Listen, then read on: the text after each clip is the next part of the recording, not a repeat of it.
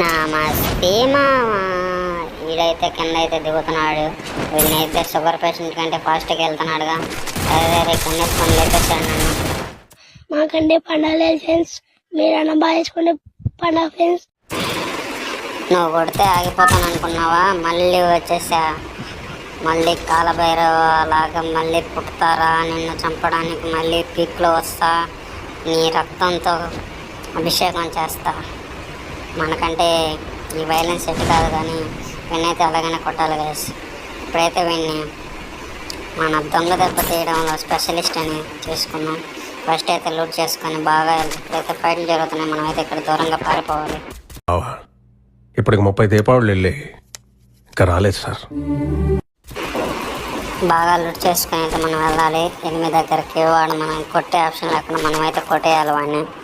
First అయితే ఇలా స్ట్రైట్గా వెళ్ళి కటానాలు ఇటానాలు సూపర్ మెడికల్ అన్నీ ఏరుకొని మనమైతే వెళ్ళిపోవాలి. మళ్ళీ మనకైతే దొరకవు ఇవన్నీ.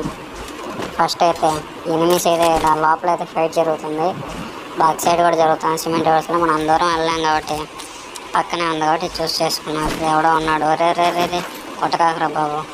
ఎవడో దాగులు మూతలు ఆడుతున్నట్టు ఇలా కూర్చున్నాడు. ఇలా కూర్చోకంటే బాబు అలాంటి దొలగాడు వస్తాడు, ఏదో ఒక రోజు కొట్టేస్తాడు.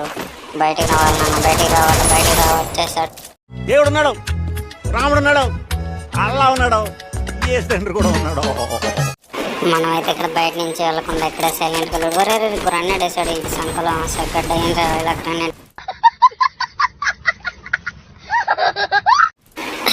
పక్కనైతే ఫైరింగ్ సైలెన్స్ వస్తున్నాయి. మనమైతే సైలెంట్గా ఉండాలి. ఇక్కడ బాహుబలి అలా దూకేంటారు.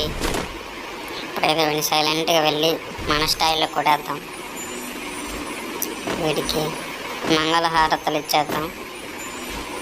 రావమ్మ మహాలక్ష్మి మంగళహారతి తీసుకొని వెళ్ళమ్మా.